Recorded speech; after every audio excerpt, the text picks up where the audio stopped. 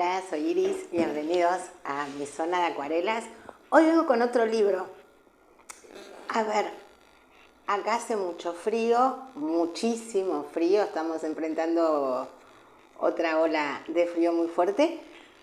Del otro lado hace mucho calor, como para ir a la playa, así que son dos buenas excusas para leer. Por eso dije, vengo con otro libro, pero no voy a recomendarles hoy un libro específicamente de arte, sino que vengo por el lado de las novelas, que es lo que yo suelo leer además muchas veces en las vacaciones. Yo leo de todo, pero leo todo el año, leo todo el tiempo, leo mucho desde chica, ya se vienen dando cuenta, y leo de distintas temáticas, es decir, estudio de arte, obviamente, todo lo que tenga que ver ensayos con arte, con historia de la cultura, con historia de la indumentaria y del diseño, me interesa muchísimo y leo muchísimo del tema.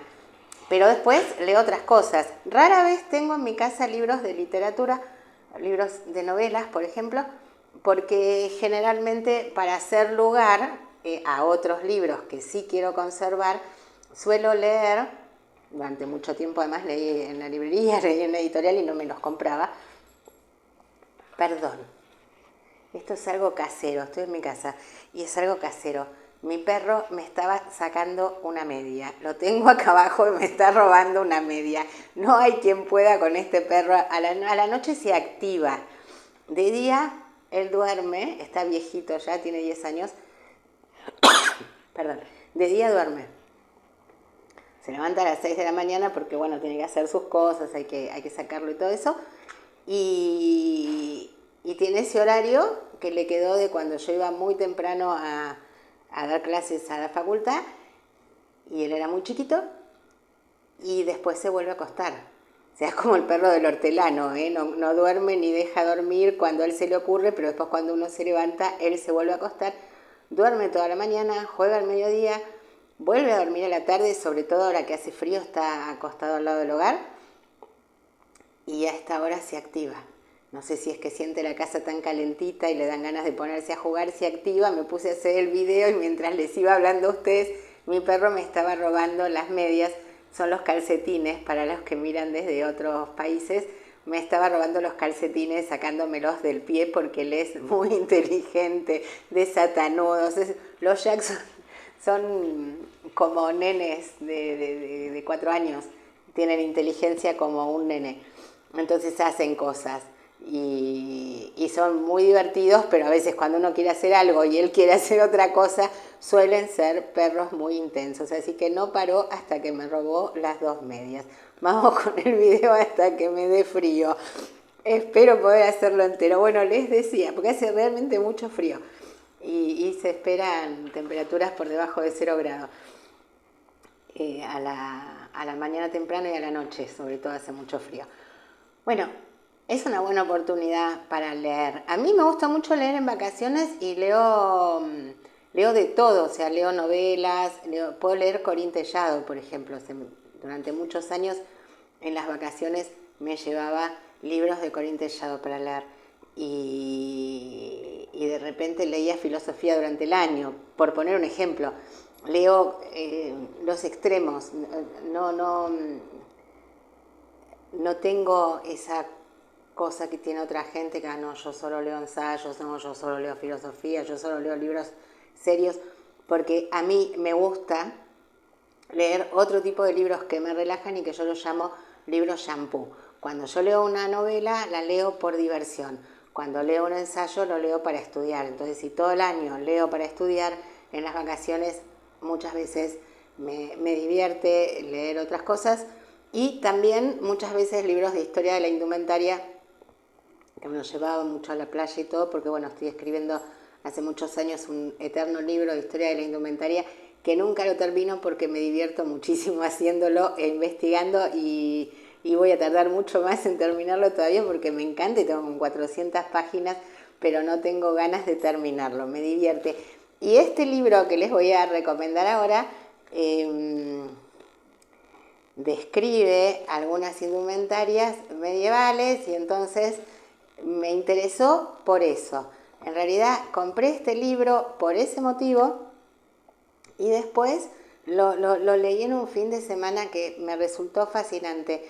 Es un libro chiquitito de una autora española que se llama Matilde Asensi, que quienes me estén mirando desde España seguramente la conocen muchísimo. Fue mucho tiempo periodista, es periodista, no era, es periodista. Y fue periodista de informativos en radio en España, en la cadena SER, en Radio Nacional de España y en EFE. Y un día decide dejar. Es nieta de un periodista y es familia de periodismo español. Es nieta de un periodista que, bueno, el abuelo era periodista y soñaba con ser escritor. Soñó que, bueno, quedó trunco a partir de la época de la guerra.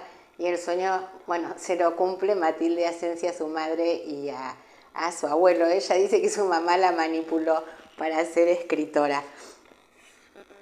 Y nació en los años 60 en Alicante, que es una provincia española, y después estudió periodismo en Barcelona.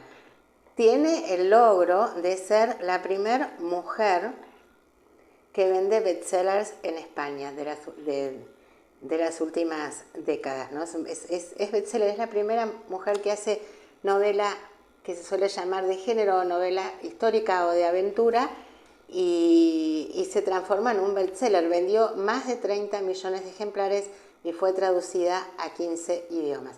En Argentina no es tan conocida Matilde Asensi, quizás es más conocido, vamos a decir, su coequiper, entre comillas, porque no tienen nada que ver entre ellos, pero en la época que Matilde Asensi empieza a escribir este tipo de novela de aventura o de caballería, empieza también Arturo Pérez Reverte, otro periodista, Arturo Pérez Reverte, a escribir sus novelas de aventura con su saga del Capitán a la Triste.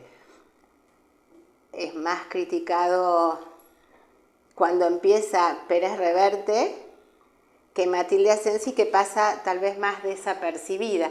Porque, ¿qué pasaba cuando ellos empiezan a escribir este tipo de libros?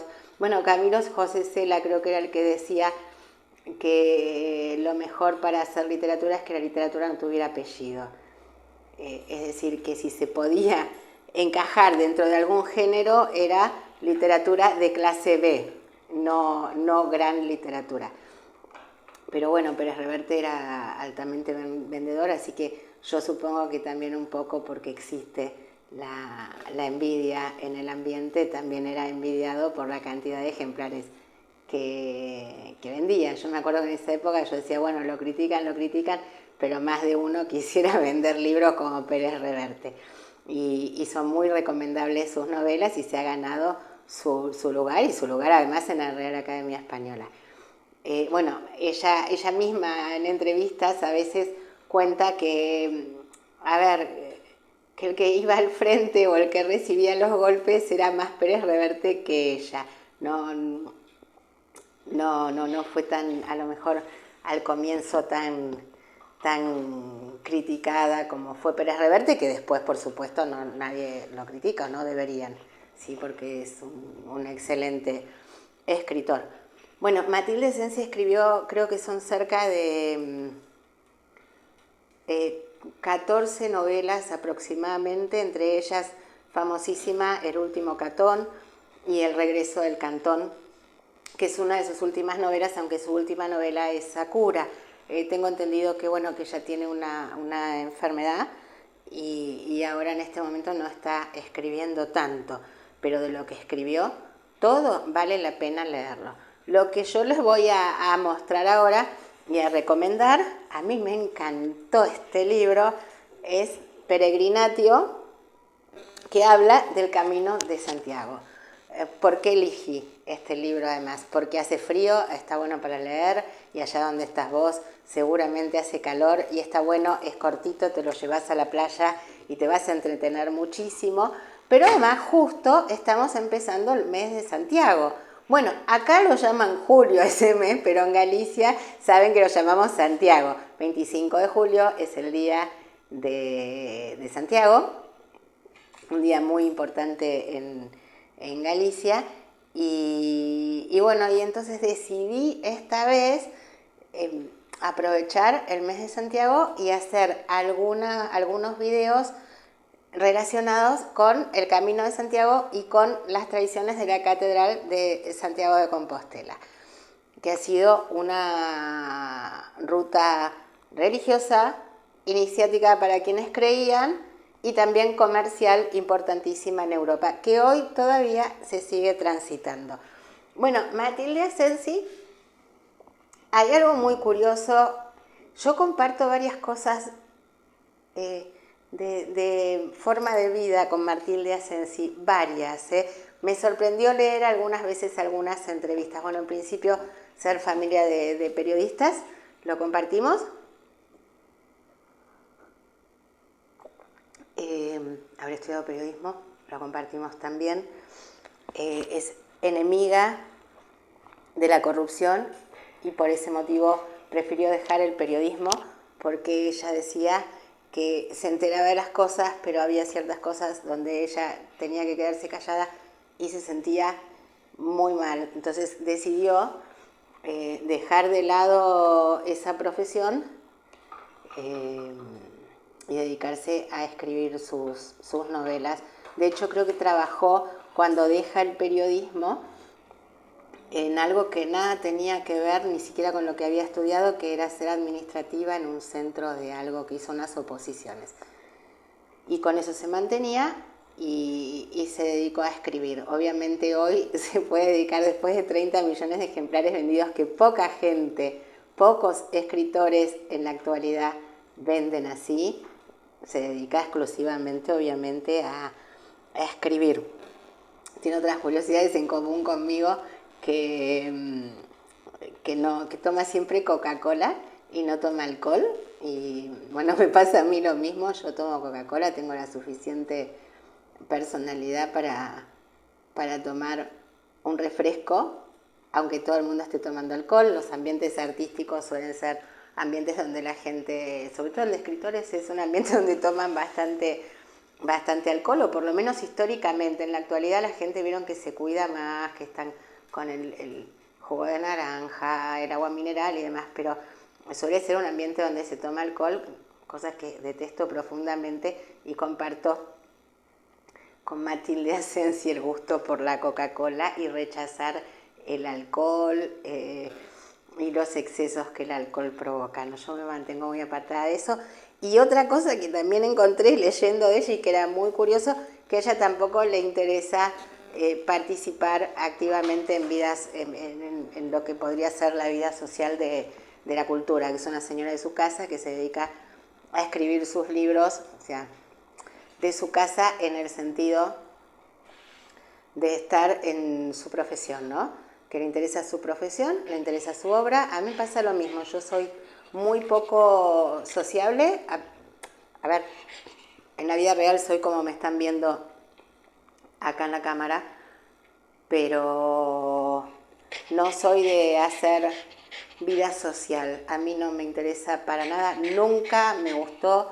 Voy solo si no me queda otra, a un vernissage. Puedo ir sí a conferencias, eso a mí me interesa muchísimo, ir a darme una vuelta a un museo a ver una muestra en especial, pero no soy de ese tipo de personas que, de hecho, yo considero como un defecto la gente que necesita mostrarse. Yo considero que a veces rozan los narcisismos, y muchas veces hasta más el narcisismo patológico. Yo creo que la gente que tiene 1.000.000 de amigos en realidad no tiene ninguno. Es mejor tener un buen amigo, 2 o 3 a lo sumo, que tener 100.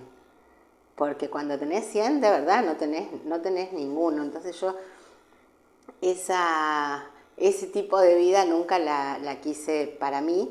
Y bueno, leía esto de Matilde Asensi y me sentía realmente muy identificada con lo que ella contaba. No con que ella no es glamorosa, y a mí el glamour me gusta la ropa, enseño historia de la indumentaria, así que eso no lo comparto con Matilde Asensi. Pero esto que decía ella de dedicarse a sus libros y a su obra, lo comparto plenamente. Yo la verdad es que no tengo tiempo para otra cosa que no sea pintar, leer y escribir. Bueno, sí, tratar de mantener la casa ordenada, ¿no? Como hacemos todos. Pero después yo no tengo tiempo a mí, eso de andar de un lado para el otro, haciendo sociales con la gente, la verdad que no lo tuve nunca, no tengo ni tiempo ni paciencia, porque a veces suelen ser ambientes muy hipócritas que la gente te sonríe porque puede obtener algo a cambio, o cree que lo va a obtener, o cree que uno es tonto y que no se va a dar cuenta. Y a mí ese tipo de vínculos no me gustan. Así que a esta altura de mi vida tampoco voy a cambiarlo. Y bueno, y tiene ese tipo de personalidad, Matilde Asensi, de decir, bueno, pero a mí no me gusta, yo no uso tacos porque yo tampoco los uso, porque la verdad que son muy cansadores. Y ella dice lo mismo, yo no uso tacos porque no me gusta que me duelan los pies, algo así decía en una entrevista. Busquen porque en internet da muy pocas entrevistas con respecto a su vida privada. No se habla prácticamente de su vida privada, pero hubo un par de entrevistas que están por internet que pueden hacerse una idea de cómo es la autora. Y bueno, y que ella dice que además, después de haber sido periodista, no cree en nada ni en nadie, cosa que después de experiencias de vida que tuve, sobre todo los últimos 10 años, a mí me pasa lo mismo. A ver, en alguna gente creo, pero es muy poquita. Porque la verdad es que la gente que va totalmente de frente suele ser un lujo en la vida que abunda muy poco. Y bueno, y ella tiene también una postura así. Y después, otra cosa que a mí me llamó muchísimo la atención, es que escribe una literatura que es religiosa. Ella se basa mucho en lo que es la Edad Media y lo hace desde la investigación, cosa que yo, para escribir sobre todo historia de la indumentaria, por ejemplo, y en algún momento para aprender mucho de la obra del Bosco y de algunos otros pintores, por ejemplo, me interesaba investigar sobre alquimia, cosa en la que no creo nada, pero bueno, o sea, interactué y todo como si yo creyera en esto para poder aprender cómo se leían los textos, ¿no? de época, y cómo nacen los perfumes, porque los perfumes nacen a través de los alquimistas, después van a traspasarse a la química, pero de los experimentos de los alquimistas nacen los perfumes. Entonces, cuando leía que ella se documentaba de todo, pero es atea, me resultó graciosísimo, porque bueno, esta mujer escribe los libros como periodista, que es básicamente lo mismo que hago yo, que busco mucha investigación y por distintos lugares, y se sorprenderían de los lugares más insólitos de donde yo saco información para escribir, o a veces ponerme en la situación de algo que quiero hacer, o que quiero escribir, o que quiero contar, para poder entender cómo tendría que comportarse ese protagonista, pero ese protagonista, no yo. O sea, yo tengo un pensamiento que soy más de la química y de la física y del racionalismo. Yo digo siempre, desde que me metí en doctorado, para mí es el frío número de la ciencia. Y bueno, y veo que Matilde Asensi también habla de lo mismo. Yo no soy atea, pero ella es atea y fue a colegio de monjas, y la madre parece que era muy beata, o que es muy beata, no lo sé, y ella sale atea junto con sus hermanos. Pero se dedica a escribir novelas que están vinculadas con iniciaciones religiosas de la Edad Media, o si quieren, espirituales. Camino de Santiago tiene un camino, una parte mística no comercial, aunque nace, bueno, está la parte mística, pero nace como una gran ruta comercial europea para intercambio de mercancías. Y esta novela, Peregrinatio, es un poco, si leyeron Jacobus, esta es la continuación de Jacobus. Les leo un poco lo que dice acá atrás. Año 1324, es decir, que nos centramos en la Edad Media, el ex caballero hospitalario Galceran de Born, que era el protagonista de Jacobus, preocupado por las noticias sobre la vida disoluta de su hijo Jonás en la corte de Barcelona, le remite una misiva con órdenes precisas. El joven deberá prestar el solemne juramento de caballería y convertirse así en gentilhombre y adalid de la antigua sabiduría y el conocimiento. Para cumplir los deseos de su padre, Jonás emprenderá el camino de Santiago como un peregrino más y envuelto en la magia y el simbolismo del camino.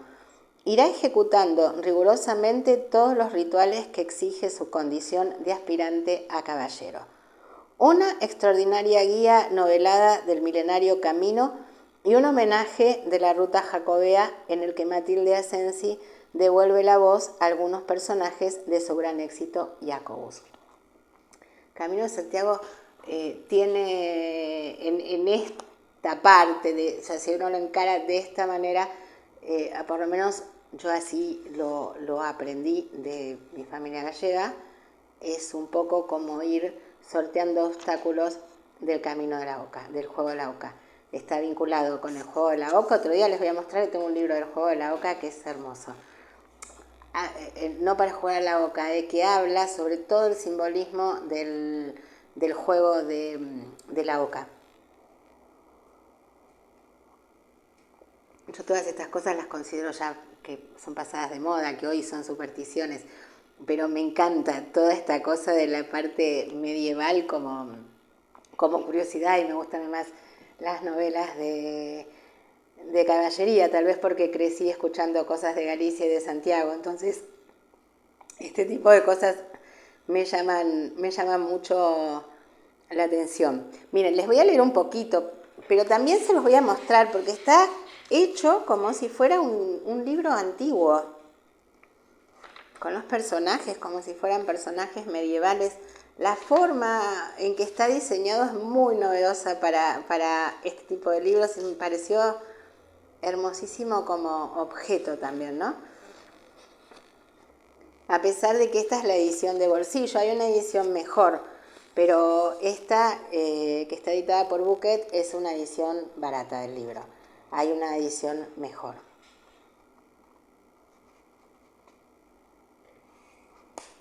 Les leo un poquitito nada más, cortito porque es preferible que lo lean ustedes.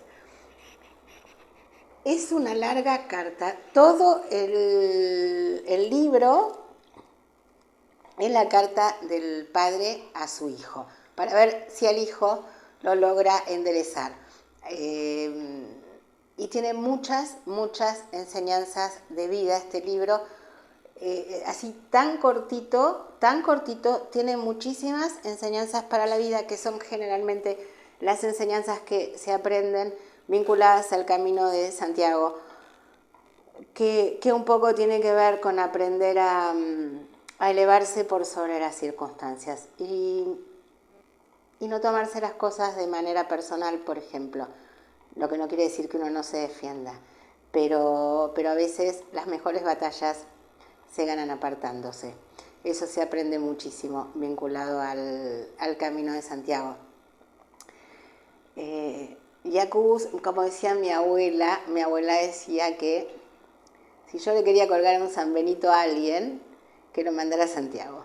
Y yo, tan tranquila, que después, tarde o temprano, la vida me lo iba a mostrar vencido, cosa que a lo largo de los años pude ver. Y uno tiene que ir por el camino recto y elevarse por sobre las circunstancias. Más se perdió en la guerra y siempre se puede volver a empezar.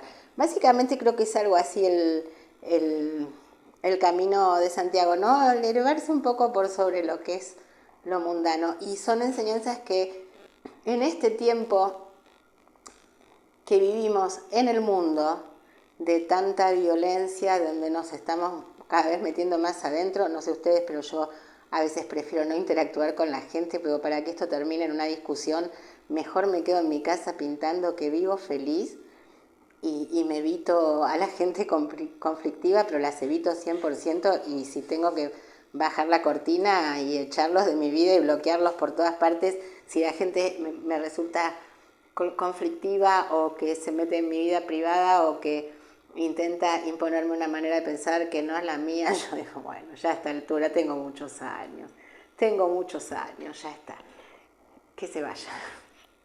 Básicamente uno es mejor quedarse con entornos más chiquitos, pero de gente de bien, de gente buena. Entonces, el padre lo quiere sacar al hijo de ese mal ambiente en el que está metido, en ambientes que, a ver, en ese momento eran tal vez otras cosas, pero bueno, sí, de juegos, de borracheras, de andar por ahí, y entonces lo manda en plena Edad Media al Camino de Santiago y le da una carta que el protagonista va a ir leyendo y le va dando las indicaciones por dónde tiene que ir y lo que tiene que hacer para llegar a Santiago. Y empieza así el libro. Jacobus el físico, apodado Perquisitore, a su muy querido hijo, el caballero Jonás de Born. Saludos con sincero afecto. Desde tu última misiva, llegada a esta casa poco antes de la Natividad, he recibido otras 2 de tu tío Tibal, mi hermano mayor, en las cuales me ha comunicado preocupantes nuevas sobre tu vida en la corte de Barcelona, a partir del momento en que fuiste nombrado caballero la pasada primavera por el rey Jaime II. Dice tu tío que no solo malgastas el tiempo apostando a los dados y al tenis real, juegos en los que has perdido importantes sumas de monedas de las que te envío periódicamente para sufragar los gastos de tu nueva condición, sino que, al parecer, has llegado al indigno extremo de pedir préstamos a tu abuelo y a tu bondadosa abuela, avergonzándome de forma lamentable, pues no les has devuelto el dinero en plazo, ya que ni siquiera les visitas, perdiendo el tiempo en justas y torneos, y lo que es peor, bailando y cantando en compañía de damas y damiselas de la corte. Así empieza el libro. Y a partir de ahí, el padre le va dando indicaciones que el hijo tiene que cumplir. Voy a saltearme unas cuantas páginas y les voy a leer un pedacito más, nada más, ¿sí? Y nada más, porque el resto tienen que, si quieren, leerlo ustedes, pero para que más o menos se den cuenta de cómo viene el libro y las cosas que uno, a veces hasta en forma subliminal, puede ir aprendiendo. Al ir leyéndolo, es como si uno al mismo tiempo estuviera también haciendo el camino a Santiago. Bueno, le va diciendo por dónde tiene que ir. Después, surcando la senda de Ventosa, llegaréis al Alto de San Antón, donde deberéis tomar todas las precauciones posibles, porque como bien nos advirtió nadie durante nuestra primera andadura, es aquella una tierra peligrosa en la que abundan los salteadores y bandoleros. No seas temerario, Jonás, y no busques el enfrentamiento con esos pobres desgraciados. Gana la batalla quien consigue evitarla. Y tus lances como caballero deberían estar muy por encima de unas tristes escaramuzas con villanos casi siempre hambrientos. Es decir, que es un poco lo que les dije, de elevarse por sobre las circunstancias, no apartarse de, a veces, la mejor guerra o la guerra que mejor se gana o la batalla que mejor se gana es la que nunca se pelea. Uno se va y que el otro haga lo que quiera. No tengo la menor duda de que reconocerás el podium de Roldán en cuanto tu caballo lo oye. Pues allí escuchaste por primera vez la portentosa historia de Ferragut, el gigante de 12 codos de estatura y dueño de la fuerza de 40 Hércules, descendiente de Goliat, que vino desde Siria para combatir a Carlomagno, por orden del emir de Babilonia. Después de tomar casa en Nájera, ciudad que vislumbraréis desde el podium, esperó pacientemente al rey de los francos, el cual, enterado de la presencia del gigante, envió uno tras otro a sus mejores hombres, a los que Ferragut capturó sin grandes dificultades, encarcelándolos sin matarlos. Por fin un día llegó Roldán, el caballero más valiente de Carlomagno, y desde lo alto del cerro en el que os encontraréis, Fray Estebao y tú, en ese momento, le lanzó una única piedra al gigante que le dio entre los ojos y lo derribó. Desde Logroño, y aún es posible que desde antes, habréis encontrado testimonios de la lucha entre Roldán y Ferragut. Sin embargo, no debes olvidar, Jonás, lo que te dije aquel día. Carlomagno nunca cruzó los Pirineos, nunca pasó de Roncesvalles y por lo tanto nunca llegó hasta Nájera. Esta es una buena lección para que aprendas que a veces la historia que se da por cierta no es verdadera y la que se rechaza por falsa puede ser auténtica. Nunca lo creas todo ni lo des todo por bueno, sin comprobarlo por ti mismo. Cosa que practico. Bueno, Matilde Asensi, está editado por Bucket, edición de bolsillo. Hoy les traje algo que el libro es económico porque es muy chiquitito, Peregrinatio. No te lo pierdas si te gusta la novela de corte histórico y de aventura, y sobre todo si te gusta la Edad Media, porque es un libro fascinante. Y quería traerlo justamente porque, pueden encontrarlo también editado por Planeta, porque Bucket por Planeta. Bucket son las ediciones de bolsillo, o las ediciones más económicas de Editorial Planeta. Y así que se los recomiendo. Y empezamos el mes de Santiago y vienen otros videos. Va a haber acuarelas, quédense tranquilos. Vamos a hacer un mini unboxing de una tintita que encontré por ahí, de un color chocolate, que se las voy a mostrar en los próximos videos. Pero también les voy a mostrar algunos libros sobre el Camino de Santiago, y vamos a hacer algunos videos sobre el Camino de Santiago y lo que significó en la Edad Media y lo que es un poco el Camino de Santiago en la actualidad. Bueno, gracias, hasta la próxima. Ya saben, si tienen ganas me pueden dar un like, que es una forma de agradecer estos videos. Si quieren se pueden suscribir, que es absolutamente gratuito. Si quien tenga ganas de suscribirse, de unirse a las membresías, también por suerte y por gusto van a ser muy bien recibidos. Y lo único que les digo es que como las membresías son mensuales, yo todavía no empecé a cargar las cosas. Hay algo puesto de prueba, así que quien quiera unirse, esperen al mes de Santiago para que sea el mes completo. Bueno, solo eso. Muchísimas gracias y hasta la próxima.